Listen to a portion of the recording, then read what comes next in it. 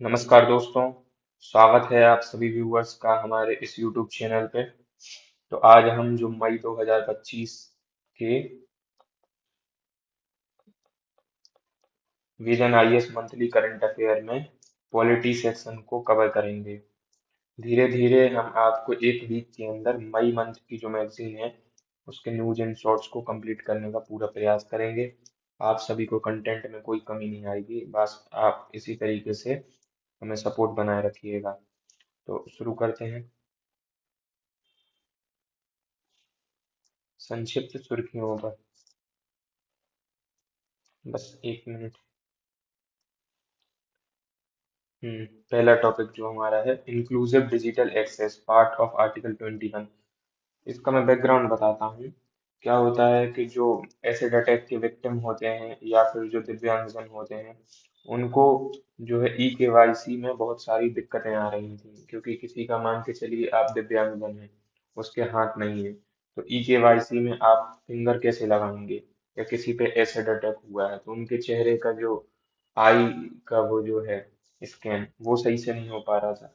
इस वजह से उनको कई कल्याणकारी योजनाओं का लाभ नहीं मिल रहा था, जिसको लेकर सुप्रीम कोर्ट में एक केस दायर हुआ। और फिर सुप्रीम कोर्ट ने अनुच्छेद 21 आर्टिकल 21 का हिस्सा बताया। तो क्या है, समावेशी डिजिटल पहुंच जो संविधान के अनुच्छेद का है 21 का हिस्सा है। आप इसका इंग्लिश भी देखा करिएगा, inclusive digital access part of article 21 Supreme Court, क्योंकि यूपीएससी और जो पीसीएस में क्वेश्चन आते हैं वो इंग्लिश से ट्रांसलेट होकर हिंदी में होते हैं, तो कई बार आपको दिक्कत होगी। केस का नाम याद रखिएगा, अमर जैन बनाम भारत संघ मामले। ये मेंस में भी काम आएगा। सुप्रीम कोर्ट ने कहा कि ई गवर्नेंस और कल्याणकारी वितरण प्रणालियों तक समावेशी एवं सार्थक जो डिजिटल पहुंच है जीवन और स्वतंत्रता के मौलिक अधिकार अनुच्छेद 21 का हिस्सा है। सुप्रीम कोर्ट के निर्णय के मुख्य बिंदु, केवाईसी डिजिटल केवाईसी मानदंडों को संशोधित करने का निर्देश दिया गया है, जिसकी वजह से कोई भी जो है एसिड अटैक के कारण चेहरे की विकृति वाले व्यक्ति या दृष्टिहीन बैंकिंग एवं ई गवर्नेंस सेवाओं के लाभ से वंचित न हो। इसी तरीके से दिव्यांगजन अधिकार अधिनियम 2016 के तहत भी न्यायालय ने ई केवाईसी प्रक्रियाओं को दिव्यांगजनों के लिए सुलभ बनाने हेतु 20 सेटों का ये निर्देश जारी किया। ऐसे ही सुप्रीम कोर्ट ने कहा कि डिजिटल परिवर्तन जो है समावेशी और न्याय संगत दोनों होना चाहिए। डिजिटल पहुंच का अधिकार जीवन और स्वतंत्रता के अधिकार का अनिवार्य हिस्सा है। राज्य का दायित्व है कि आर्टिकल 21, 14, 15, 38 के तहत राज्य सभी कमजोर और हाशिए पर रहने वाले आबादी के लिए डिजिटल अवसंरचना सुनिश्चित करने के लिए बाध्य है। जैसे अनुच्छेद 21 क्या है? सम्मान पूर्वक जीवन जीने का अधिकार। इसका एक शॉर्ट में बता देता हूँ। आर्टिकल 21 जो है विधि द्वारा स्थापित प्रक्रिया के तहत ही आपके जीवन के अधिकार के मौलिक अधिकार का उल्लंघन किया जा सकता, अन्यथा नहीं। ये हमारे मौलिक अधिकार में सबसे इम्पोर्टेंट है। इसका जो प्रूफ है वो ये है कि जब आर्टिकल 352 राष्ट्रीय आपातकाल की घोषणा होती है, तब अनुच्छेद जो 20 है और 21 है उस दशा में भी निलंबित नहीं होते हैं। तो हमारे जो मौलिक अधिकारों की कैटेगरी में सबसे इम्पोर्टेंट आर्टिकल है। अनुच्छेद 14 क्या है? समानता का अधिकार है। समानता के अधिकार को हमने जो अवधारणा ली है वह कहाँ से ली है? ब्रिटिश कॉन्स्टिट्यूशन से। आर्टिकल 15 क्या है? भेदभाव के खिलाफ अधिकार, यानी कि धर्म, जाति, लिंग, जन्म स्थान या मूल वंश आदि इन आधारों पर हम विभेद नहीं कर सकते। आर्टिकल 38 ये क्या है? राज्य के नीति निर्देशक तत्वों का पाठ है। राज्य को सामाजिक न्याय को बढ़ावा देने का निर्देश है। दोस्तों आपको एक चीज बताता हूँ, ये जो आर्टिकल 21 है, 14 है और 15 है, ये जो है आपके फंडामेंटल राइट यानी कि मौलिक अधिकार का पार्ट है। जबकि जो आर्टिकल आपका 38 है, ये DPSP directive principle of state policy यानी कि राज्य के नीति निर्देशक तत्वों का भाग है। ठीक है। हमने संविधान में जो मौलिक अधिकार वो कहाँ से लिया है? अमेरिका के संविधान से, यूएसए कॉन्स्टिट्यूशन से। और जो डीपीएसपी हमने कहाँ से लिया है? आयरलैंड के संविधान से। और इसका एक बड़ा भाग जो है हमने 1935 के भारत शासन अधिनियम 1935 के पद से भी लिया है। तो कंक्लूजन में सुप्रीम कोर्ट ने कहा है कि आवश्यक सरकारी योजनाओं तक पहुंच, ग्रामीण शहरी आबादी में कमी, ऑनलाइन शिक्षक प्लेटफॉर्म और वित्तीय प्रौद्योगिकियों तक पहुंच, विकास प्रक्रिया में हाशिए पर रह रहे लोगों का शामिल होना। इसका महत्व है, डिजिटल पहुंच का क्या महत्व है। इसी तरीके से क्या है, power of courts to modify arbitral awards, जैसे कि जो मध्यस्थता होती है, इसका क्या अर्थ होता है, ये न्यायालयी जो प्रक्रिया के माध्यम से जब हम कोई फैसले के लिए अपील करते हैं, तो उसमें एक तो क्या है कि न्यायालय के पास लंबित मुकदमे बहुत अधिक हैं, तो उसमें समय अधिक लगता है। एवं कोर्ट में क्या होता है कि एक पक्ष अगर जीतता है तो दूसरा पक्ष हारता भी है। तो मध्यस्थता जो चीज है वो कैसी है, आपसी सुलह पर आधारित है, जिसमें जो प्रतिकूल फैसले हैं उनकी कमी होती है। प्रतिकूल फैसले ज्यादातर नहीं होते हैं, और टाइम भी कम लगता है, लागत भी कम लगती है, तो जल्दी निपटान के लिए एक अच्छी व्यवस्था है। इसी को लेकर सुप्रीम कोर्ट ने एक वर्डिक्ट दिया है, देखते हैं। सुप्रीम कोर्ट ने गायत्री बलाराम बनाम IASG नोवासॉफ्ट टेक्नोलॉजी लिमिटेड मामले में निर्णय दिया कि न्यायालय के पास जो आर्बिट्रेशन या मध्यस्थता के निर्णयों में संशोधन करने की सीमित शक्तियां हैं। शीर्ष न्यायालय के अनुसार मध्यस्थता द्वारा दिए गए निर्णय को मध्यस्थ और सुलह अधिनियम 1996 की धारा 34 और 37 के तहत संशोधित किया जा सकता है। हालांकि ये संशोधन निम्नलिखित परिस्थितियों में ही किए जा सकते हैं, जब निर्णयों के वैध हिस्सों में से अवैध हिस्सों को हटा करके लागू किया जाता है। ठीक है। सुप्रीम कोर्ट ने इस मामले में एक जो है इनकी डॉक्ट्रिन है, ओम जे माजूस कॉन्टिनेंट इन माइंड्स सिद्धांत का उल्लेख किया है। इंग्लिश फिलोसफी का सिद्धांत है। इसका अर्थ क्या है, बड़ी शक्ति में कम शक्ति निहित होती है।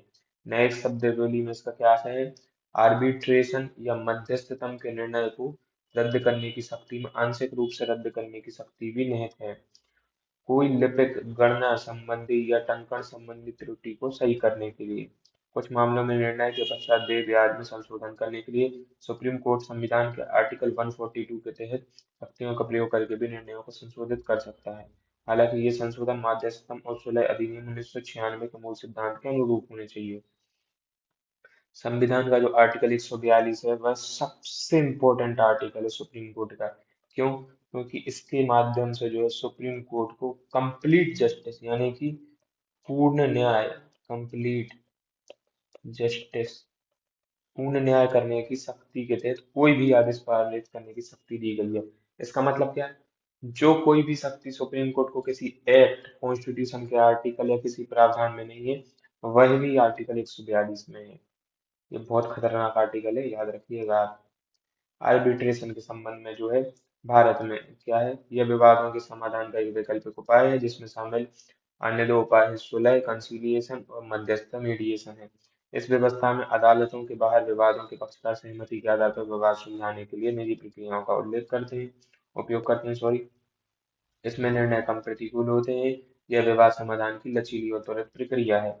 कानूनी फ्रेमवर्क, भारत में मध्यस्थता और सुलह अधिनियम 1996 के तहत इस तरह से विवाद सुलझाए जाते हैं कि इस अधिनियम को संयुक्त राष्ट्र अंतर्राष्ट्रीय व्यापार कानून आयोग के model law international convention commercial arbitration 1985 के तहत बनाया गया है। अधिनियम की धारा 34(1) के तहत मध्यस्थता के निर्णय को रद्द करने के लिए केवल अदालत का सहारा लिया जा सकता है। अधिनियम की धारा 37 में कहा गया है कि किन आदेशों के खिलाफ अपील अदालत में की जा सकती है। इसके जो प्रभाव होंगे तो कुछ सकारात्मक होंगे, कुछ नकारात्मक होंगे। जैसे सकारात्मक क्या है कि आर्टिकल 142 की शक्ति का प्रयोग समानता को रेखांकित करता है, कॉमर्शियल डिस्प्यूट्स में भी, वाणिज्यिक विवादों में शुरुआत से दोबारा आर्बिट्रेशन की प्रक्रिया आरंभ करने से बचा जा सकता है।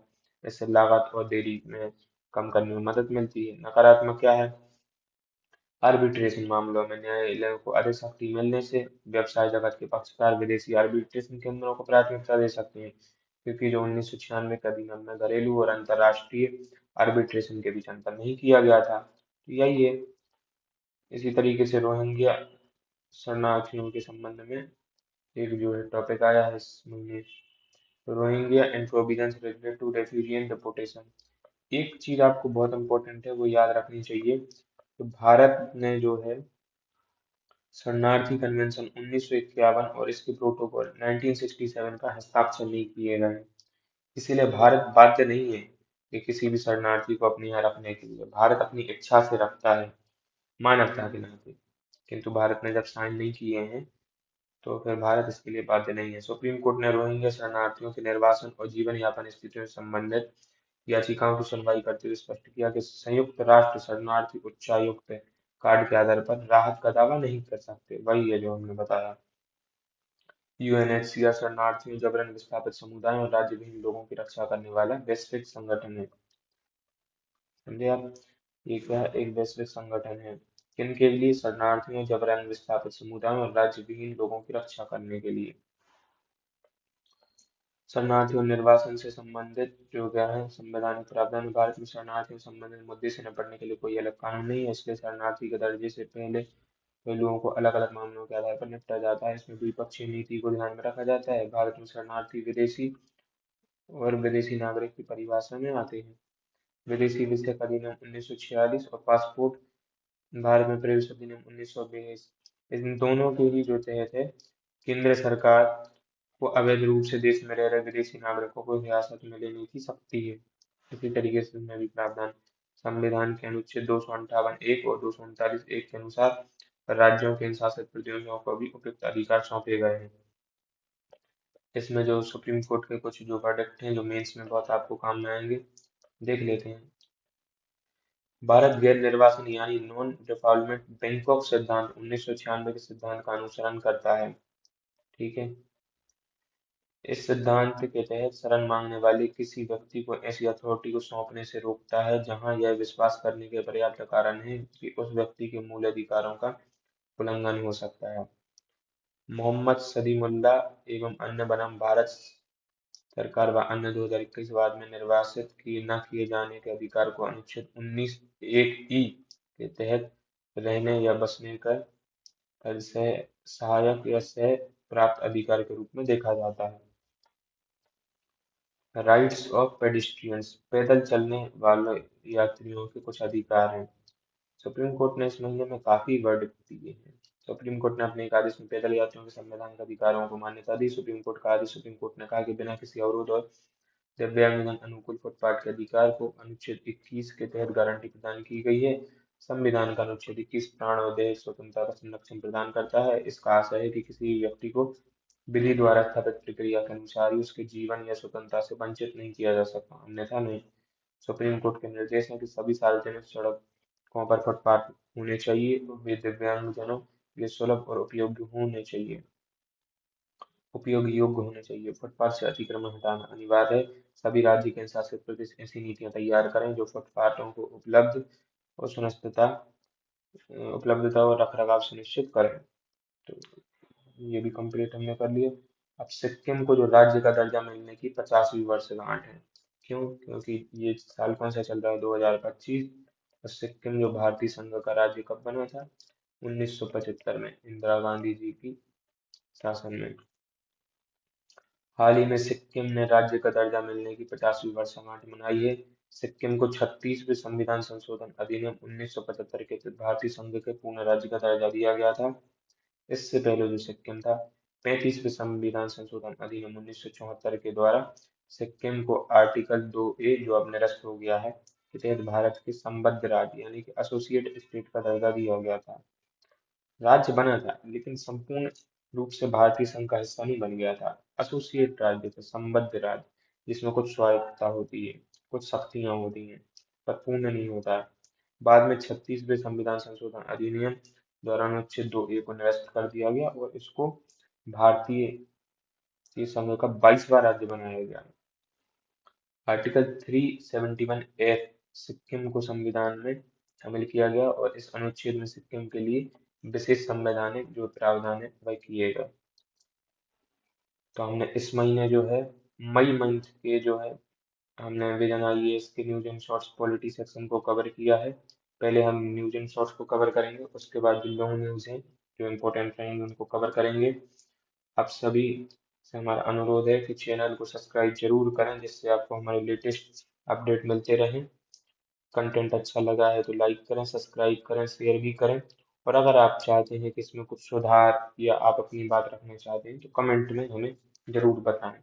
बहुत बहुत धन्यवाद।